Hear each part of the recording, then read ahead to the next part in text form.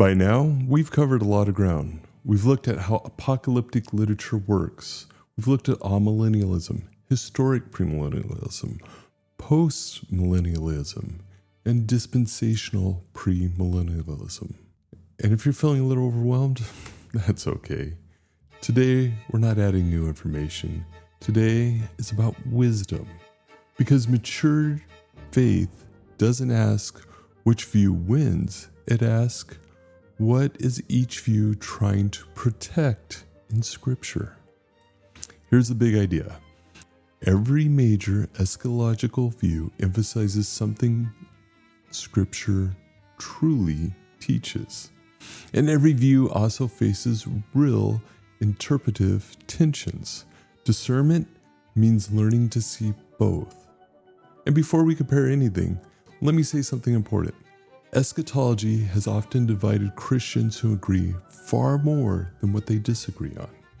But the New Testament, it constantly places unity above speculative certainty.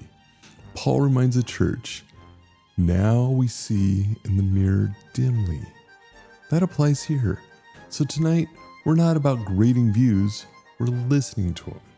Amillennialism, it emphasizes Christ's present reign, the already and the not yet kingdom, faithfulness in the present age, symbolic apocalyptic language. It reads Revelation as a cyclical, pastoral, Christ-centered.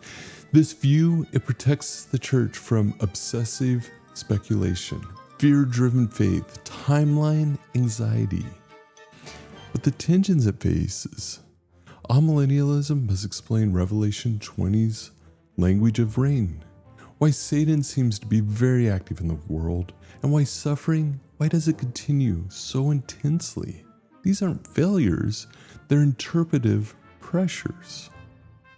Historic premillennialism, it emphasizes Christ's visible return, the bodily resurrection, vindication after suffering, endurance before glory.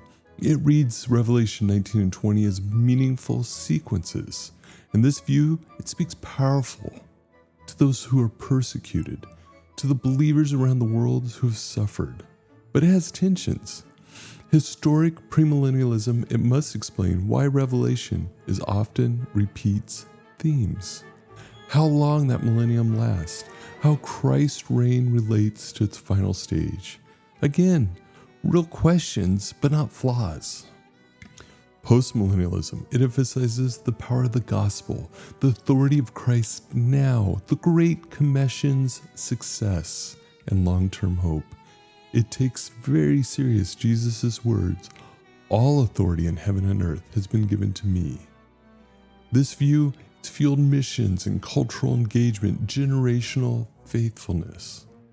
However, postmillennialism, it must explain ongoing global suffering, periods of moral decline, apocalyptic warnings of judgment. Hope, it must be balanced with realism. And lastly, dispensational premillennialism. It emphasizes God's faithfulness to his promise, Christ's literal return, Scripture's internal consistency, the seriousness of prophecy. It takes biblical details seriously and seeks coherence. For many believers, this view has brought them clarity and confidence.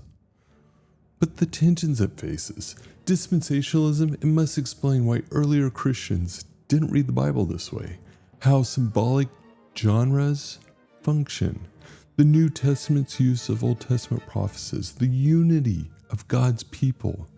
And these questions, I think they invite humility, not hostility. So I want to propose a visual way to think about this.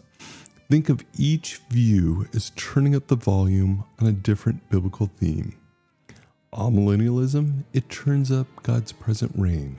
Historic premillennialism turns up future vindication. Postmillennialism turns up the gospel's victory. In dispensationalism, it turns up this literal fulfillment. The danger comes, though, when we turn the volume up so loud that we can't hear the other themes that Scripture teaches. Here's something striking. The New Testament speaks far more about watchfulness, holiness, endurance, love, and faithfulness than it does about timelines. Jesus tells us that he's returning, and not when we map it out. Let me speak very clearly. If you hold any of these views, you can be a faithful Christian. But if your eschatology produces fear, creates pride, breaks fellowship, distracts from obedience, then something's off. Here's a simple framework. Hold your view with conviction, with humility, and with charity. Ask yourself, what does this view help me to see clearly? What might cause me to overlook? And that's at least spiritual maturity. Next week, we'll end this series by focusing on what truly unites us, what all Christians agree on when we talk about the end. Because our hope, it's not in a chart. Our hope, it's in a person. And if this episode helped you think more clearly without becoming defensive, consider subscribing. And in the comments, I'd love to ask, which view helped you understand Scripture more deeply, even if you don't fully agree with it? Grace and peace, and I'll see you next time.